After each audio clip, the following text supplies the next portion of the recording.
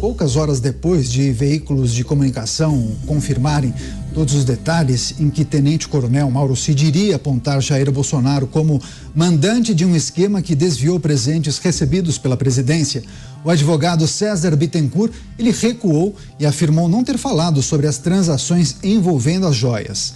Segundo o jornal O Estado de São Paulo, a defesa, que antes havia declarado que Cid agiu a mando de Bolsonaro, mudou o discurso. A nova versão do advogado de Cid é que o ex-ajudante de ordens agiu para resolver o problema do Rolex que Bolsonaro ganhou de presente e que deveria ter sido destinado à União, mas foi vendido dos Estados Unidos.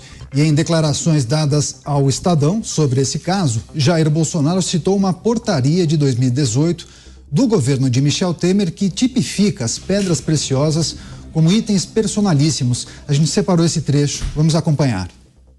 Conforme a própria portaria de 2018, é do presidente Temer, né? Não é dele, é do governo dele. Ele fala que joias é personalíssimo. Se eu tivesse má fé, não teria. Estaria preocupado com essa portaria. Na PF tem lá um diálogo do Cid dizendo, por exemplo, que um dos relógios foi vendido lá nos Estados Unidos, em Nova York, e seria dado $25 mil para o senhor. Eu não recebi nada. Pois é, vamos começar o nosso giro de análises. Vamos a Brasília. José Maria Trindade com a gente. Zé, seja muito bem-vindo. Uma ótima noite a você. Muitas informações acerca desses episódios que estão totalmente conectados. Queria naturalmente pedir a sua avaliação acerca dessas falas de Jair Bolsonaro, o posicionamento dele em relação a esses questionamentos feitos pelo jornalista do Estado de São Paulo. Zé. Olha, é o assunto mais comentado na política aqui em Brasília, viu? Muito boa noite, Daniel. Boa noite, Pavi. Boa noite, Capês. Boa noite, Mota. Boa noite especial a você que sempre está aqui nos acompanhando, dando o prazer de estar aqui nos Pingos nos Is. Olha, essa história de joias, de relógios e canetas do ex-presidente Jair Bolsonaro estão dando o que falar por aqui. E o mais interessante é que a gente conversa de bastidores, mas publicamente os deputados evitam falar e até sair numa defesa mais enfática do ex-presidente de família, exatamente por dificuldades de saber o que vem por aí.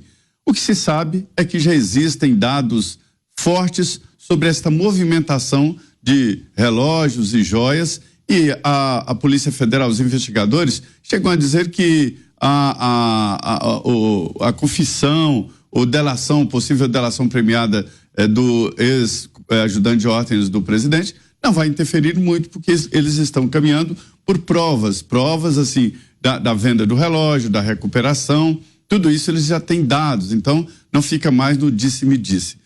O ajudante de ordens de um presidente da República goza de uma proximidade com o presidente assim absurda.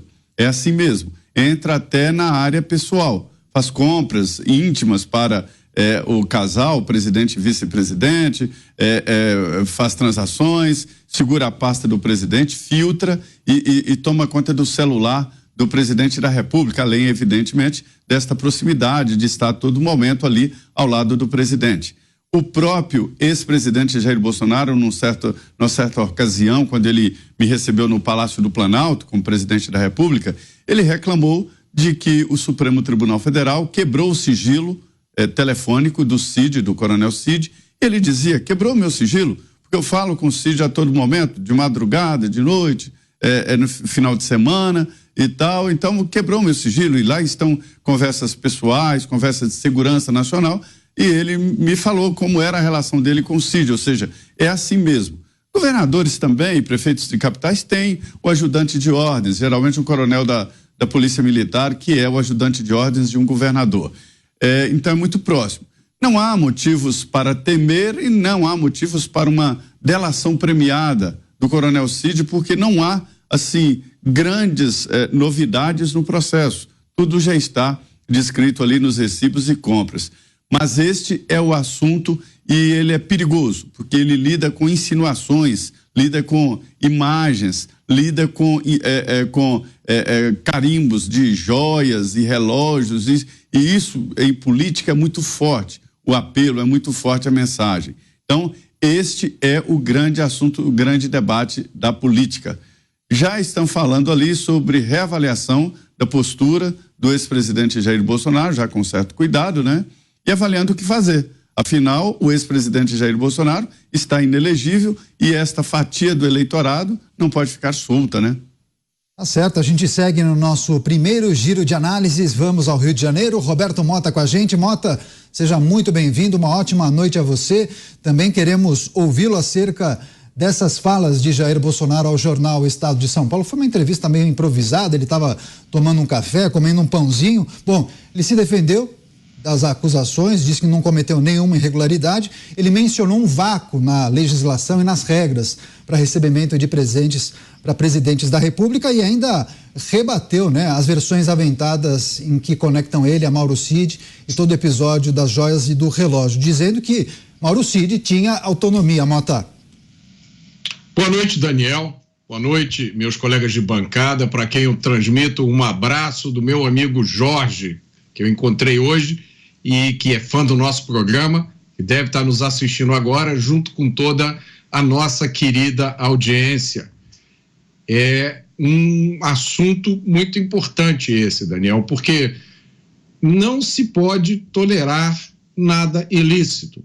É daí que a gente tem que começar a tratar esse assunto. Todos os que violam a lei têm que ser punidos nos termos da lei.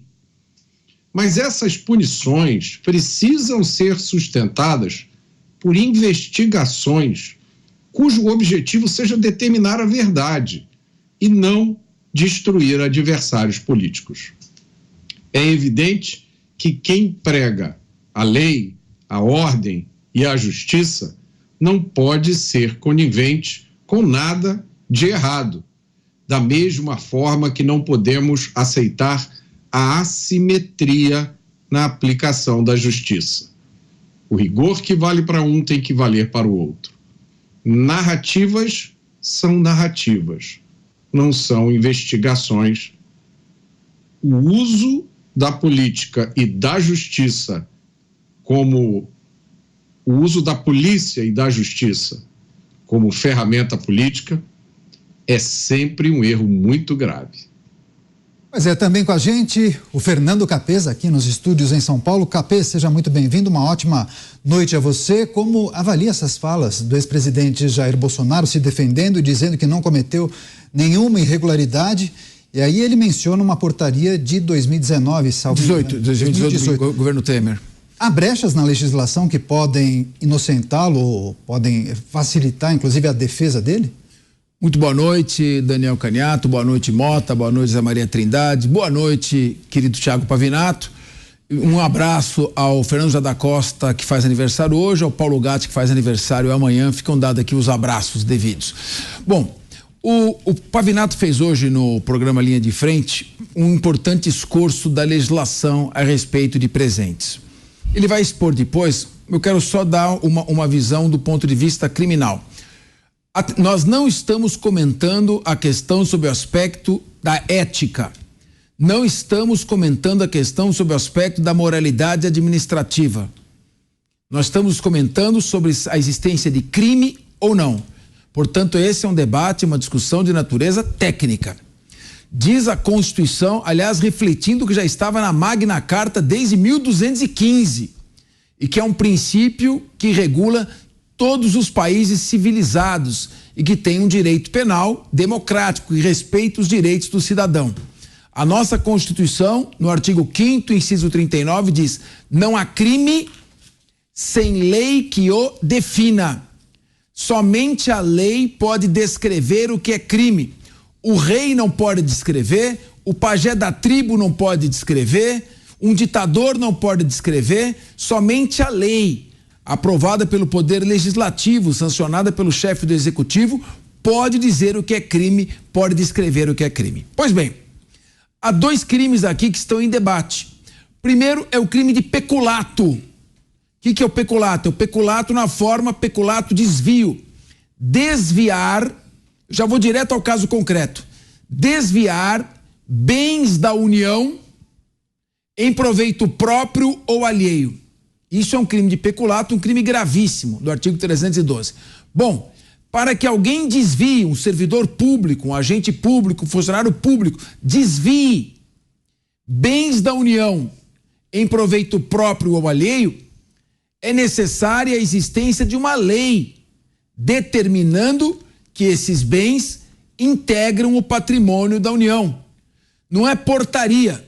Portaria é o ato dirigido ao porteiro, como nós falamos à tarde, não é? Resolução é o ato de quem resolve.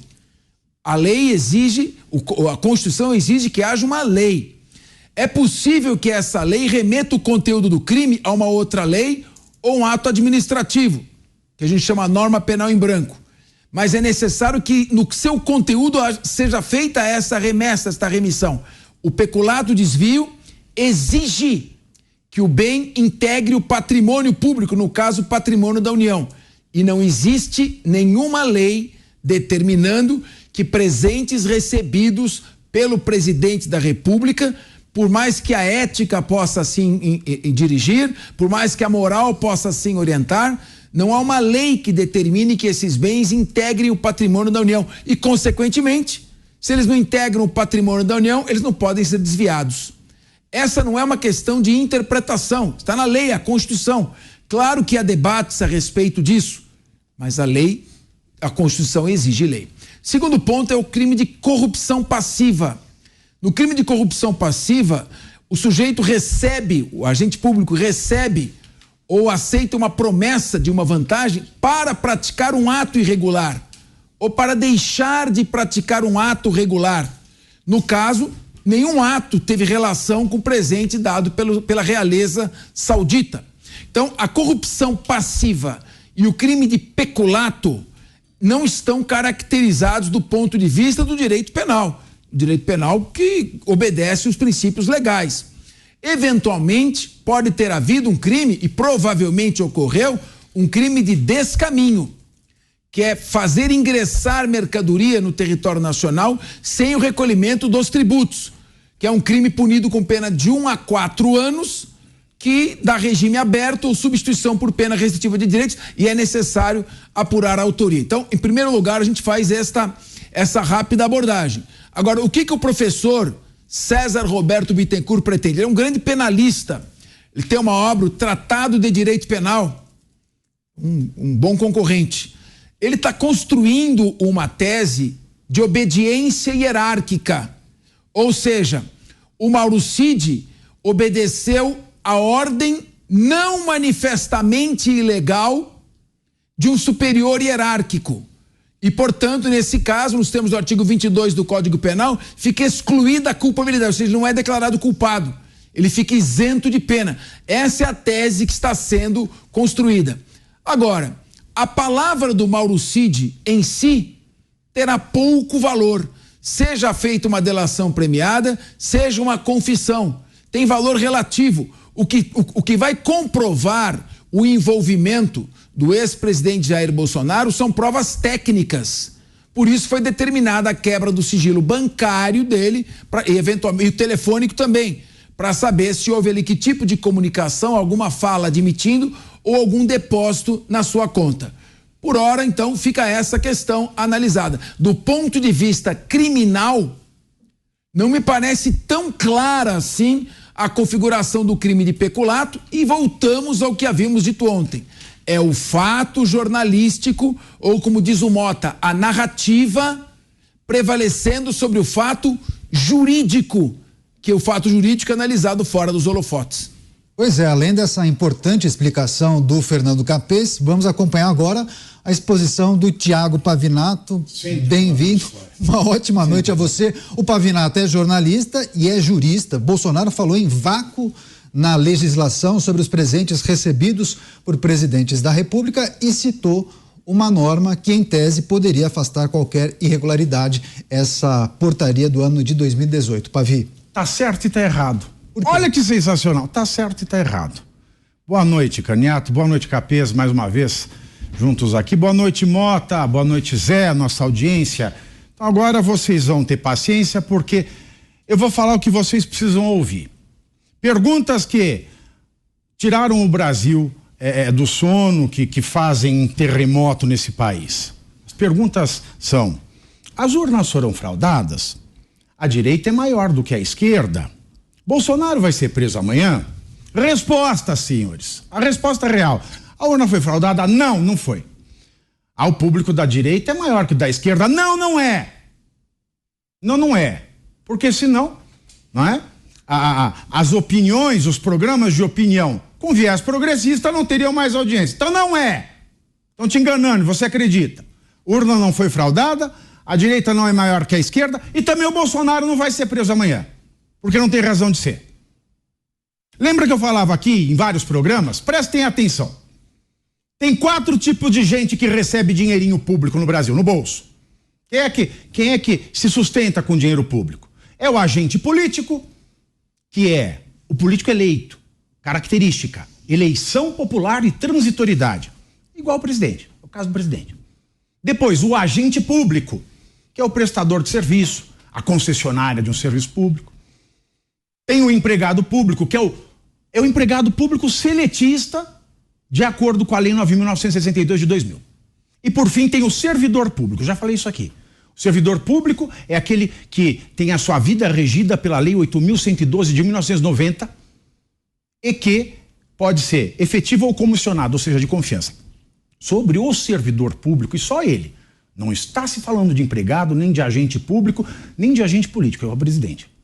Para o servidor, só esse, a Lei 8.102 de 90, no artigo 117, inciso 2, ela proíbe propina, como se a lei precisasse proibir, mas ela proíbe propina, presente, brinde e vantagem de qualquer natureza. Proíbe. Mas, para o alto escalão dos servidores públicos, o Código de Conduta da Alta Administração Federal, que é de 2000, do Pedro Parente, ministro da Casa Civil, de Fernando Henrique Cardoso, ele escreve um código de conduta com um desejo moral, um código moral. Não tem força de lei, mas é um código de conduta da alta administração. Ele fala que alguns presentes podem ser aceitos, mas o Código de Conduta da Alta Administração Federal se refere a quem? Ao presidente da República? Não! Ele é claro em dizer isso. Não. Só se refere às pessoas nomeadas pelo presidente, mas não ao presidente. E esse Código de Conduta ele é regulado pela resolução número 3 de 2000 da Presidente da República. Então não tem nada aqui pro presidente. Não tem. Agora, quanto ao presidente, vamos tentar achar alguma coisa do presidente. Eu quero achar alguma coisa do presidente. Eu quero prender o Bolsonaro, quero achar. Eu vou vasculhar tudo. Já vasculhei a legislação inteira. Aí olha a Constituição. Cadê? Olha. Acha alguma coisa? Não. A Constituição não manda regular nada sobre o presidente. A Constituição não fala nada sobre coisa que o presidente, o chefe de Estado, o chefe do governo, não fala nada. A única coisa que fica na minha cara da Constituição é o artigo 5º, inciso 2. Ninguém é obrigado a fazer ou deixar de fazer qualquer coisa se não tiver lei que mande fazer ou deixar de fazer alguma coisa. É o princípio da legalidade. Aí eu fui lá, peguei a Constituição Federada comentada pelo ministro Alexandre de Moraes. Olhei ele falou, realmente, se não tem lei, e a lei legislada, não é portaria, não é resolução, é a lei feita pelo processo legislativo, lá na Câmara dos Deputados, depois do Senado, depois da sanção presidencial, esta lei. Se não tiver esta lei, ninguém é obrigado a fazer nada e ninguém é proibido de fazer alguma coisa. Ele fala isso lá, claramente.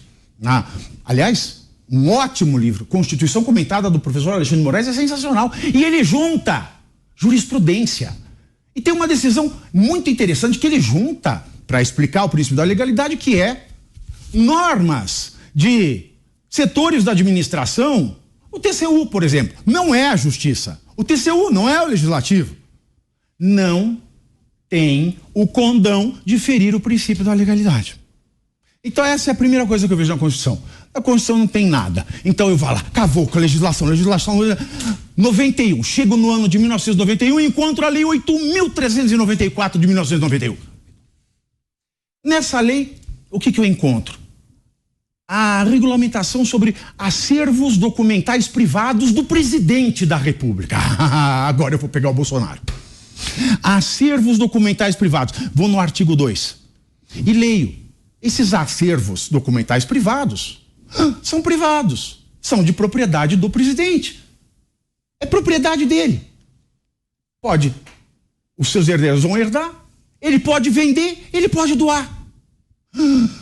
Olha que coisa. Aí eu vou para o artigo 3º. Eu falo, tá, é privado, mas nós vamos marcar com interesse público. O que é isso? Vai ser público? Não. Continua privado. Não é bem público, é privado, do presidente, é dele. Mas se ele quiser vender, a União tem direito de preferência, então ele tem que oferecer primeiro para a União. União, você quer comprar? Se ela não quiser, você pode vender. E se você for vender para o exterior, você tem que pedir autorização da União também. Tá certo. Mas aí eu fico me perguntando, senhores, o que é acervo documental privado? Que um Rolex é um documento? Uma joia é um documento? O que é acervo documental privado? Meu Deus do céu! De 91, 92, 93, 94, 95, 6, 7, 8, 9. Eu não descobri. Até que em 2002 surge um decreto dizendo que é o acervo documental privado. 11 anos depois da lei, surge um decreto. O decreto 4.344 de 2002 vai explicar o que é acervo documental privado do presidente da República. Então eu vou lá, eu vou ver, a definição está no artigo 3º. O artigo 3º, sabe como ele define o acervo documental privado, que é da propriedade do presidente? Ele fala assim, são documentos de natureza. O que é natureza, senhores? Natureza, por exemplo, nós somos da natureza humana. O cachorro é da natureza animal. Nós somos uma natureza especial. Qual é a sua? É a natureza. Isso é um ser humano, isso é um cachorro, isso é um gato. Então esses documentos, eles podem ter 3 naturezas, segundo esse decreto. Quais naturezas são, Pavinato? Natureza arquivística. O relógio pode ter natureza arquivística? Não. Bibliográfica. Já viu um Rolex de natureza bibliográfica? Também nunca vi. E terceiro, museológica. Já viu um Rolex novo de natureza museológica? Também estou para ver. Logo, mesmo que ele fale depois, porque eu vi muita matéria, em mídia séria, com audiência, dizer o seguinte, mas pode ser sob a forma textual, eletromagnética, fotográfica, filmográfica, videográfica, cartográfica, sonora, iconográfica, livros e periódicos, obras de arte ou objetos tridimensionais. O Rolex é um objeto tridimensional, mas, senhor, não tem natureza, nem arquivística, nem bibliográfica e nem museológica. Então, não adianta ser tridimensional, meu senhor. Logo, não tem nada na legislação que fale de um relógio dado a um presidente. Não tem. Não tem. Se eu der um livro, tem. Se eu der um pergaminho, tem. Se eu der uma obra de arte, tem. Mas relógio e joia não tem. Aí vem, em 2016, que quando o Lula saiu na presidência, deram falta de 568 bens. Aí o TCU falou assim, cadê os 568 bens, meu bem? Aí ele devolveu 360. Faltaram 200, só 208. Só 208. Até é interessante que essa semana o site da presidência, lá no gov.br, publicou assim, o presidente Lula, aconteceu isso, eles estão falando mentira sobre o Lula, e o Lula, ele devolveu 360, mas ele não falou que eram 568. Falou, esqueceu. E aí o acórdão número 177 de 2019 do TCU deu por satisfeito e encerrou o caso. Aí eu vou acessar o acórdão 177 de 2019 do TCU. O que eu vejo? Não tá faltando. Do acolhimento parcial. Atendeu parcial. Se atendeu parcial, é que parcial não atendeu. Então tem uma desinformaçãozinha aí, mas o Lula pode, ele usa vermelho. Aí, nesse mesmo caso do Lula, teve uma decisão, que é o acórdão 2255 de 2016, em que um dos votantes, um dos juízes do TCU, juiz, mas não é do judiciário, fala o seguinte, bens personalíssimos são, por exemplo, ele usa por exemplo, isso é muito importante, camisetas personalizadas, bonés, chaveiros, tá? Mas, por exemplo, é exemplificativo. Não delimita. Aí ele fala o seguinte, e aí a mídia que quer ver o Bolsonaro preso, tava falando, no voto ele fala da joia, que joia não pode. Aí eu vou olhar o voto, eu vou olhar tudo que falaram nesse caso. Sabe o que o juiz falou? Ele falou o seguinte, uma grande pedra de esmeralda não pode ser um interpersonalíssimo. Mas uma coisa é, meu amor, uma grande pedra de esmeralda e outra é um Rolex. Ele não falou uma joia. Vem uma pepita de esmeralda desse tamanho. Uma turmalina Paraíba bruta. Depois você expõe, põe lá na sua sala. Mas não falou joia. E tem outra. Lembra que eu falei? Artigo 5º, inciso 2º da Constituição.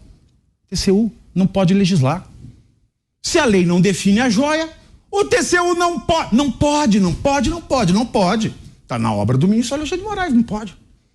Ele juntou do jurídico, não pode. Não tem. Aí tem a portaria 59 de 2018, que o Bolsonaro mencionou. Que, como muito bem lembrou o Capês, portaria para porteiro. Portaria também não pode fazer lei. Se a lei não fala de joia, o que a portaria tem que falar de joia? Então Bolsonaro está certo, está errado. Não é por conta da portaria que o bem é personalíssimo. O bem é personalíssimo porque a lei não diz. A lei não diz que este patrimônio, esse tipo de presente, tem que ser incorporado, tem que ser catalogado, tem que ser feito qualquer coisa que seja. Não há crime porque não há lei. Aí vai falar, mas devia ter lei. Ué, nos Estados Unidos tem estado lá que é proibido, que é crime fazer prostituição. Tanto é que tem gente que leva câmera de vídeo, que se bate a polícia falando, fala, é um pornô.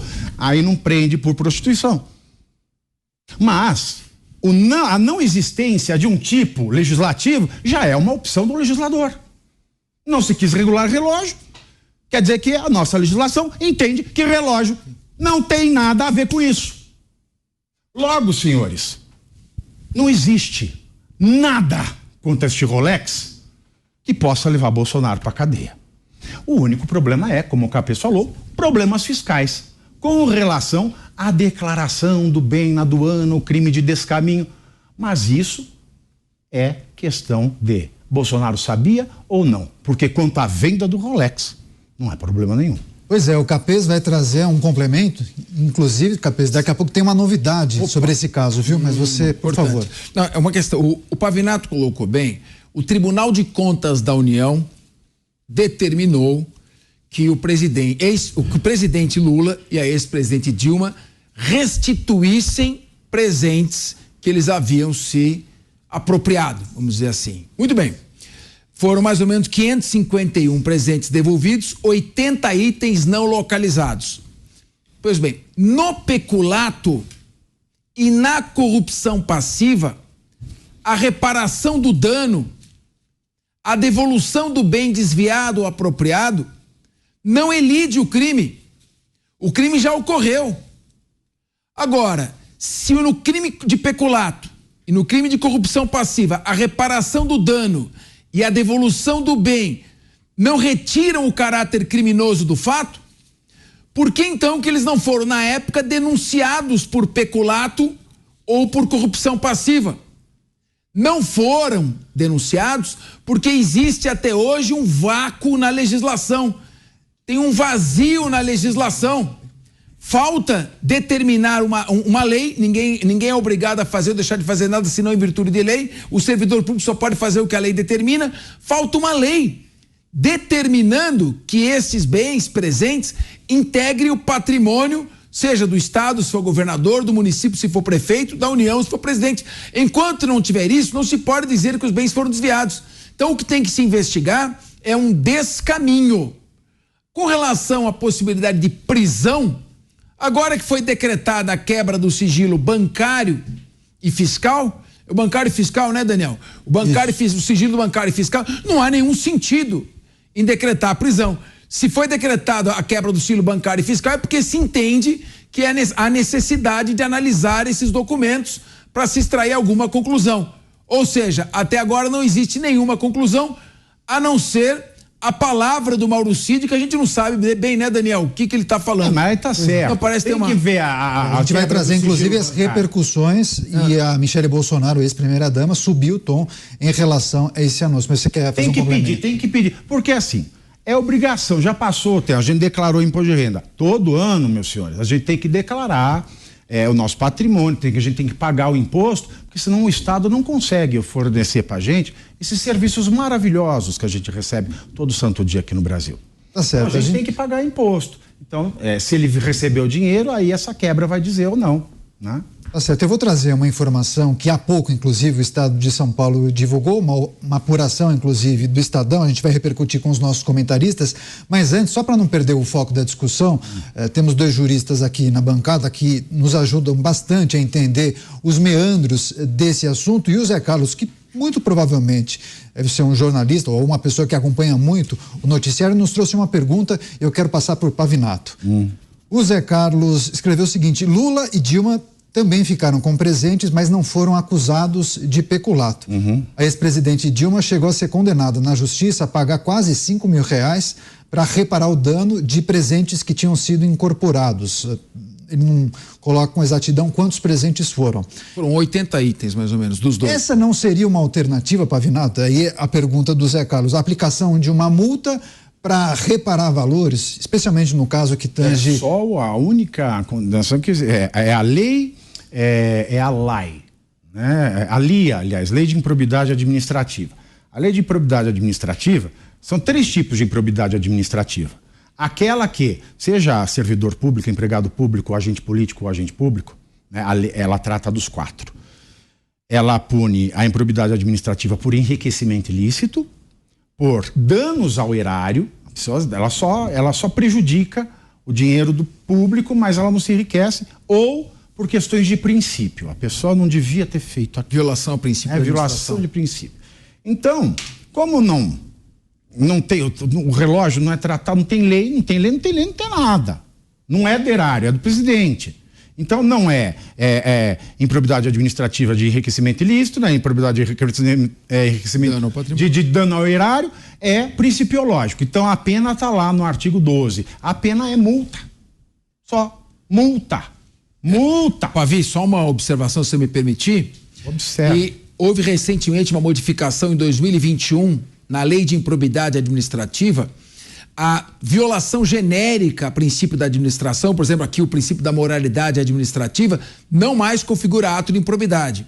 O artigo 11 agora especifica quais são os casos em que existe o ato de improbidade por violação ao princípio da administração pública. Não tem esse aqui, e do artigo 9º não dá enriquecimento ilícito, porque falta uma lei dizendo que esses presentes configuram patrimônio da União. Não existe lei. Então, como você colocou bem fazendo esse esforço... Para ser crime, falta o crime. Exatamente. Para ser crime, falta... Agora, o descaminho não. O descaminho tá? não.